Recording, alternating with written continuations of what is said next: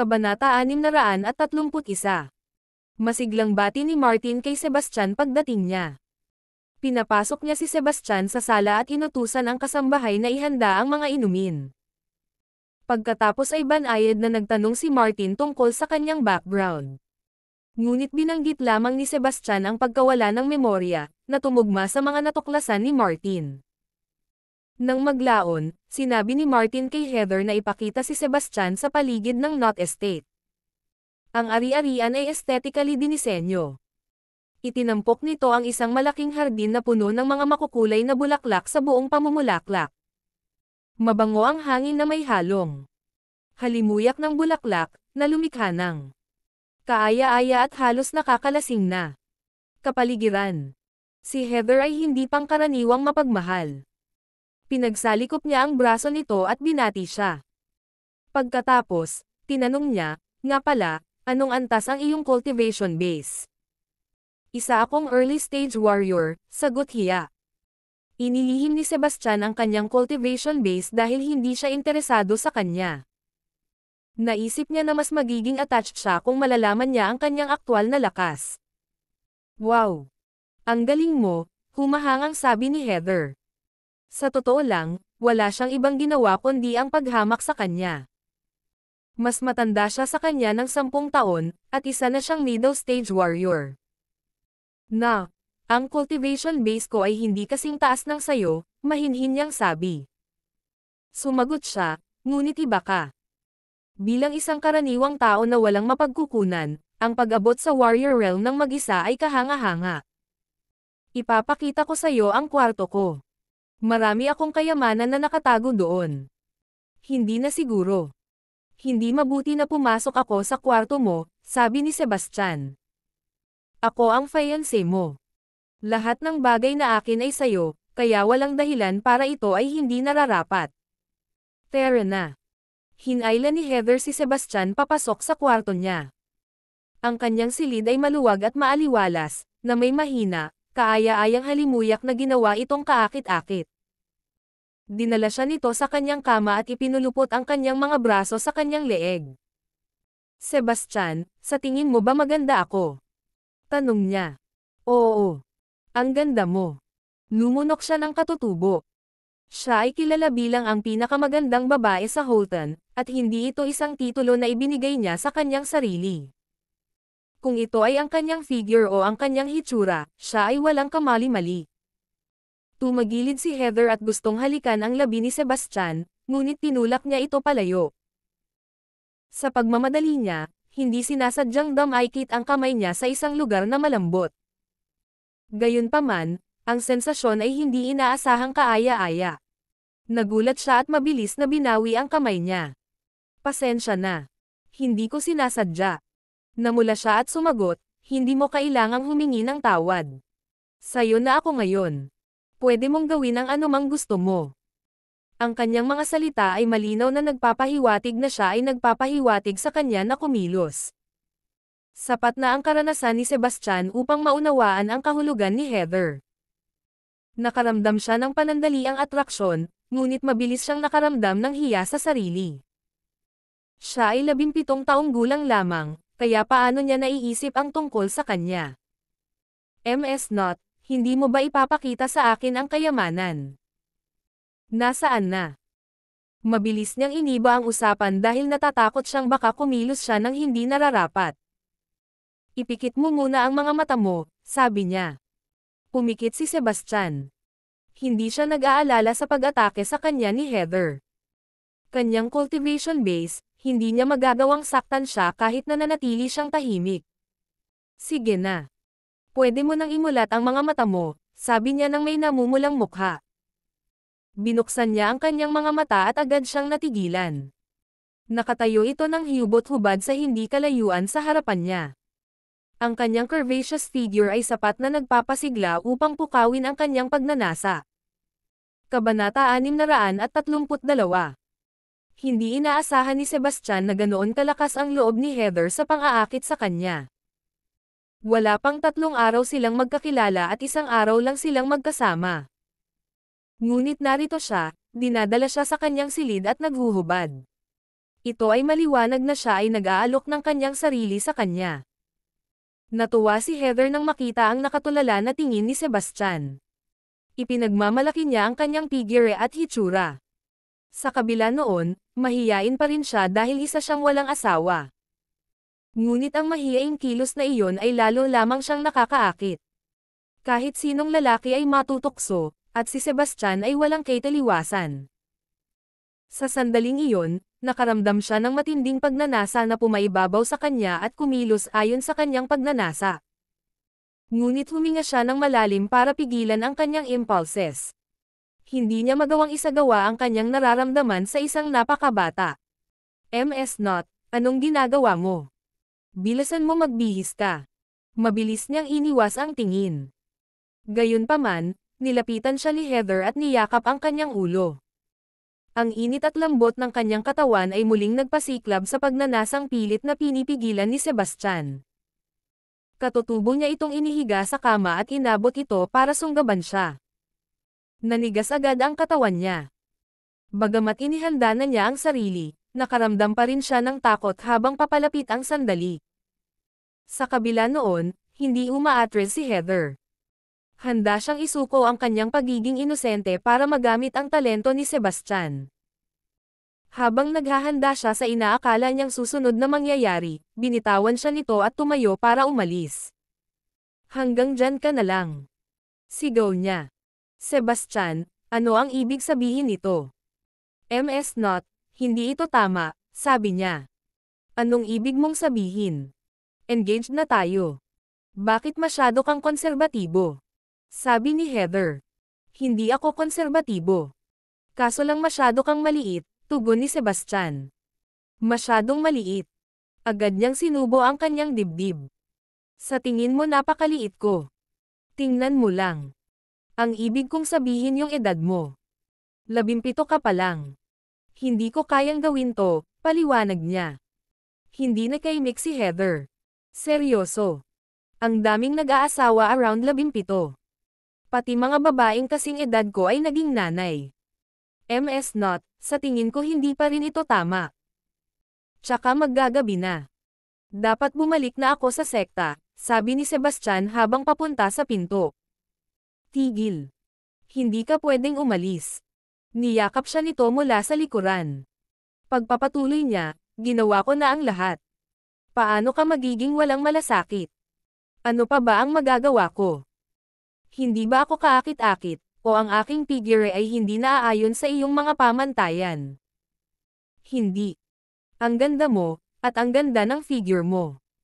Kung ganoon, ano pa ang hinihintay mo? Ituloy na natin ito, giit ni Heather. Mas gusto ko ang mga mature na babae. Masyado ka pang bata. Pag-usapan natin ang tungkol dito pagkaraan ng 2 taon, magalang na sabi ni Sebastian.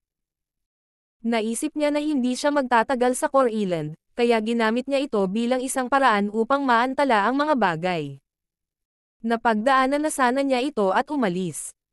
Kung tutuusin, alam niyang hindi siya nito matunten. Pero hindi siya yung tipong irresponsible. Galit na galit si Heather kaya nagngangalit ang kanyang mga ngipin. Iniisip niya kung hindi ba siya nakakatugon ng sexual dahil maaaring bumigay na ang ibang mga lalaki sa kanilang mga impulses.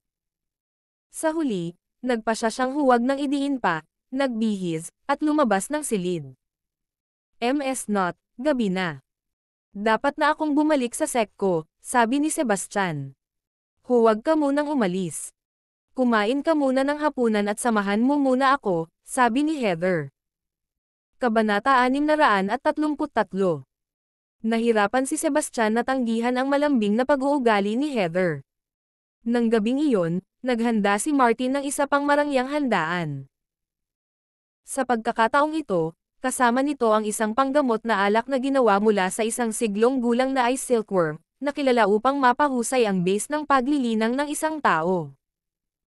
Sinabi niya na ang alak na ito ay nagkakahalaga ng 12 ng mga gintong barya sa bawat higop, at kadalasan ay hindi niya ito pinapakasawa. Uminom ng baso si Sebastian. Ang alak ay nagsimulang malamig ngunit mabilis na uminit. Kumalat ito ng nakakaaliw na init sa kanyang katawan. Naramdaman niya ang isang hindi kapani-paniwalang nakapapawi na init na nagpaginhawa sa kanya. Great wine, puri niya. Ang mga epekto ng siglong gulang na ice silkworm ay mas malakas kaysa sa naisip niya. Nahigitin pa nito ang ugat ng isang siglong gulang na dragon. Kung gusto mo, uminom ka pa, sabi ni Martin habang sabik na nilagyan muli ang baso ni Sebastian. Hindi mapalagay si Sebastian. Si Heather, na dating mayabang at palayaw, ngayon ay magiliw na sa kanya. Naiisip niya lang na humanga siya sa talento nito. Pagkatapos ng lahat, ang kanyang, 7-rung, na kakayahan ay hindi pa nagagawa sa pagtatasa ng Netherworld sect. Ang bote ng alak na naglalaman ng halos 6 na libra ng likido, ay agad na naubos. Ininom ni Sebastian ang karamihan, habang si Heather ay may kaunting halaga lamang. Noong una, wala siyang nararamdaman. Ngunit pagkaraan ng ilang sandali, ang alak ay tumama sa kanya ng mas malakas kaysa sa inaasahan niya. Ang malakas na epekto ay malamang dahil sa maraming halamang gamot na pinaghalo. Sa kabutihang palad, siya ay may matibay na konstitusyon. Kung hindi, baka nalasing na siya. Sebastian, mataas ang alcohol tolerance mo, Martin remarked. Halos 1 libra lang ang nakaya niya bago malasing, ngunit nakakonsumo si Sebastian ng hindi bababa sa 4 na libra. Kung si Martin ay nakainom ng ganoon karami, giniginaw na sana siya. Marami akong umiinom noon, pagsisinungaling ni Sebastian. Sa totoo lang, bihira siyang uminom. Ang kanyang matibay na konstitusyon ang nagpahintulot sa kanya na pangasiwaan ito. Gabi na. Heather, tulungan mo siyang mag-ayos ng gabi. No. I promised my mentor that I will return tonight, sagot ni Sebastian habang tumatayo para umalis. Napangiti si Martin at sinabing, okay lang. Nagpadala na ako para ipaalam sa mentor mo. You can leave tomorrow morning and stay for the night. Okay. Paumanhin sa anumang abala. Hindi na nakipagtalo pa si Sebastian dahil nahihilo na siya at gustong matulog. Sumulyap si Martin kay Heather ng sulyap. Naunawaan niya ang hindi sinasabing mensahe at inihatid si Sebastian sa kanyang silid. Sa sandaling iyon, medyo nahihilo na si Sebastian. Ang mga epekto ng alak ay mas malakas kaysa sa inaasahan niya. Sa sandaling ay nalalayan siya nito sa kama, agad itong nakatulog. Matagumpay na ngumiti si Heather. Pagkatapos ay nagsindi siya ng insenso at inutusan ang isang tao na magdala ng 2 kaldero ng mga bulaklak. Ang 2 kaldero ng mga bulaklak ay medyo kakaiba. Ang isang palayok ay naglalaman ng mga bulaklak na may maputlang lila na mga talulot na ritmo ng pagbukas at pagsasara, na naglabas ng mahinang usok na kulay ube. Ang isa pang palayok ay may matingkad na pulang bulaklak na naglalabas ng kakaibang halimuyak. Gamit ang insenso, pinaghalo ang 3 pabango upang makabuo ng aroma ng bulaklak na katulad ng mga orchid. Ang paglanghap sa pabango na ito ay pumupukaw ng mga pagnanasa. Uminom na si Heather ng antidote kanina ngunit pilit pa ring nilalabanan ang epekto nito. Nag-init ang katawan niya na parang nagliliyab kaya dali-dali siyang naghubad at nagtanggal ng damit ni Sebastian. Namumula ang kanyang pisngi habang nakatingin sa malapad nitong dibdib at malinaw na mga kalamnan. Hindi niya napigil ang hawakan siya. Ngunit bigla niyang iminulat ang kanyang mga mata at hinawakan ang kanyang pulso. Sinasaktan mo ako.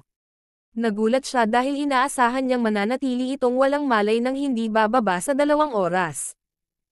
Bagamat nagising si Sebastian, nakaramdam pa rin siya ng pagkahilo.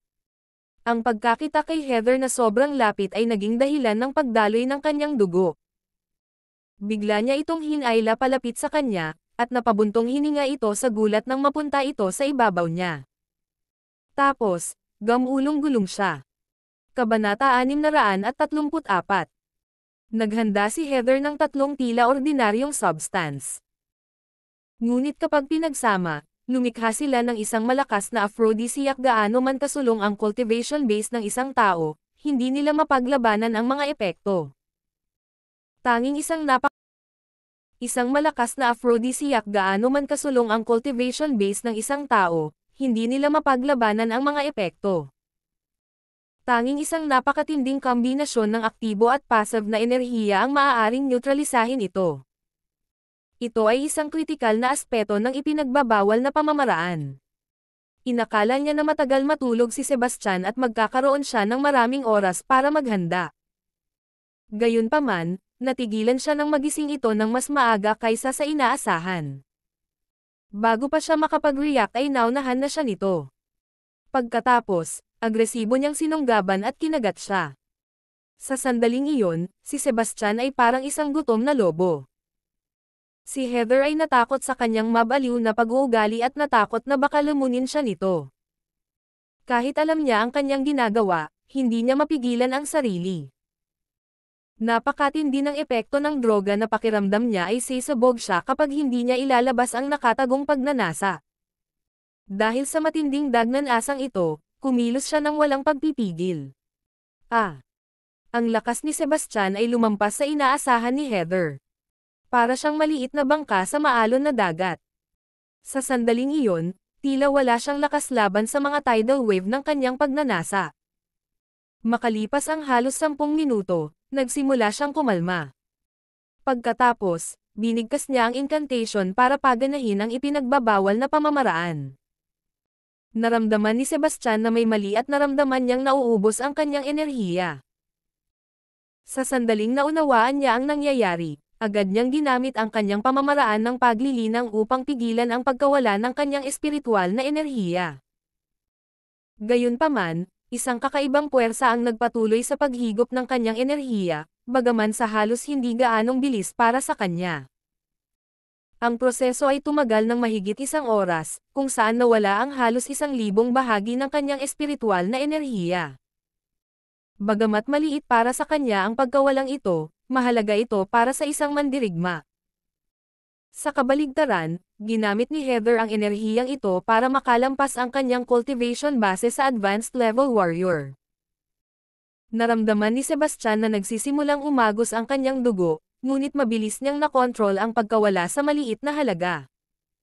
Sa kabila nito, ito ay isang malaking pakinabang para sa kanya. Ang kanyang pangkalahatang mga kakayahan ay lubos na pinahusay. Kung susubukan niya ang kanyang lakas sa Netherworld Bell ngayon, makakapag-ring siya kahit 5 beses. Ang pagpapahusay na ito ay hindi lamang pisikal kundi pati na rin sa kanyang enerhiya, na lubos na napalakas. Ang espiritual na enerhiyang nakuha ni Heather mula kay Sebastian ay isang pagsasanib ng aktibo at passive na enerhiya. Ito ay higit na nakahihigit sa kanyang sarili. Kahit isang maliit na halaga nagpapataas ng kalidad ng kanyang enerhiya. Bagamat tila nawalan siya ng kaunting espiritual na enerhiya at kaunting dugo, talagang nakakuha siya ng makabuluhang benepisyo. Nakuha niya ang prime essence nito, na lubos na nakinabang sa kanyang cultivation base. Ang kanyang paglilinang ay nakarating na sa tugatog na banal na Grandmaster. Sa pagdaragdag ng aktibong enerhiya na ito, siya ay nasa bingit ng isang pambihirang tagumpay. Si Sebastian ay likas na sinubukang lusutan ang kanyang kasalukuyang kaharian, ngunit ang kanyang espiritual na enerhiya ay lumakas ng hindi mapigilan dahil sa mga epekto ng gamot. Lumuwa siya ng isang bibig ng dugo at saka nawalan ng malay. Nagulat si Heather at napasigaw habang ang dugo nito ay nagwisik sa kanyang mukha. Nagalit siya at itinulak siya sa tabi. Sa kabila ng kanyang pagod at sakit, umupo siya at nagmuni-muni sandali upang pagsamahin ang kanyang cultivation base. Makalipas ang ilang minuto, tumigil siya sa pagmumuni-muni na may kontentong ngiti. Ang ipinagbabawal na pamamaraan na ito ay talagang malakas. Hindi lamang nito pinalakas ang aking paglilinang, ngunit pinahusay din nito ang aking talento at makabuluhang pinahusay ang kalidad ng aking enerhiya. Walang sino mang mababa sa antas ng Grandmaster ang makakaagaw sa akin ngayon. Sumulyap si Heather kay Sebastian at ngumisi. Isipin mo na maswerte ka na nakuha mo ang aking puri ko bago ka namatay. Kabanata 635. Napansin ni Heather ang pagtaas-baba pa rin ng dibdib ni Sebastian. Tiningnan niya ang paghinga ni Sebastian at sinabing, "Buhay ka pa." "Heather, tapos ka na ba?" Boses ni Martin mula sa labas ng pinto. "Sandali lang. Nagmamadali siyang nagbihis at binihisan si Sebastian bago pinapasok si Martin. Paano nangyari? Gumana ba? Tanong ni Martin na puno ng pag-asa ang mukha. Oo, masayang sinabi ni Heather. Magaling. Ang ipinagbabawal na pamamaraan na ito ay talagang gumagana. Mula ngayon, maaari kang maghanap ng mga mahuhusay na lalaki at gamitin ang kanilang mga enerhiya. Patuloy na lalago ang iyong kapangyarihan, at sino ang nakakaalam kung hanggang saan ang mararating mo. Maaari ka pang maging demigod. Lalo siyang natuwa habang nagsasalita. Ang essence transfusion ay hindi limitado sa mga babae, dahil maaari din itong gamitin ng mga lalaki. Nasubukan na ito ni Martin noon ngunit hindi pa siya nakatagpo ng babaeng may kakaibang talento. Dahil sa kanyang mataas na cultivation base, ang mga resulta ay hindi gaanong kahanga-hanga. Gayunpaman, tiwala siyang makakahanap siya ng isang mahuhusay na babae sa lalong madaling panahon. Naniniwala siya na sila ni Heather ang mamahala sa mundo. Dad, mukhang hindi pa patay ang bastos na ito. Dapat ko ba siyang patayin? Tanong niya sabay turo sa walang malay na si Sebastian. Hindi na kailangan. Naghihingalo na siya at hindi na siya magtatagal. Mamaya na natin siya alalahanin, sabi ni Martin. Hindi pinatawag ni na Martin at Heather ang kanilang mga kasambahay para humingi ng tulong. Sa halip, ginamit nila ang takip ng gabi upang ihatid si Sebastian sa isang bangin ilang milya ang layo at itinapon siya. Ngumisi siya. Ang bangin na ito ay humigit kumulang 33 talampakan ang taas. Mawawasak siya ng magkapira-piraso kapag tumama siya sa lupa. Sa ilalim ng mababangas na hayop, wala nang matitirang bakas sa kanya. Ano ang susunod kong gagawin? Tanong niya. Bumalik ka sa Netherworld Sect bukas ng umaga at hilingin sa kanila na subukan muli ang iyong talento, utos niya. Paano kung tumanggi sila? Ipinahayag niya ang kanyang pag-aalala. Kung gagawin nila, pumunta sa punong elder ng panloob na sekta, si Noah Schneider. Tutulungan kanya, masiglang sabi ni Martin. Mabilis na naunawaan ni Heather na tiyak na sinuhulan ng kanyang ama si Noah. Kinabukasan, bumalik siya sa Netherworld Sect at hiniling na subukan nila ang kanyang talento. Gaya ng inaasahan, tinanggihan ni Irvin ang kanyang kahilingan. Kaya, hinanap niya si Noah, at pumayag ito. Maya-maya, nagsimulang tumunog muli ang Netherworld Bell. Noong una, hindi gaanong pinansin ng lahat ang tunog ng kampana. Ang pangalawang singsing ay lumipas na hindi rin napansin. Ngunit nang tumunog ang ikatlong ring, marami ang na-curious at nagtaka kung sinong alagad ng elder ang sinusubok. Nang umalangaw-ngaw ang ika-4 na ring, ang buong Netherworld Sect ay sumabog sa pananabik. Pagkatapos ng lahat, ang pagkakaroon ng talento sa pagtunog ng kampana ng 4 na beses ay isang minsan sa isang siglong kaganapan. Habang ang mga tao ay nakikibahagi sa masiglang talakayan, muling tumunog ang kampana na may malalim at umaalingaw-ngaw na tono na naglalakbay ng ilang milya. Agad na napukaw ng tunog ang buong Netherworld Sect. Maging ang ilang malalaking elder, na nag-iisa, ay nagulat na nagmulat ng kanilang mga mata.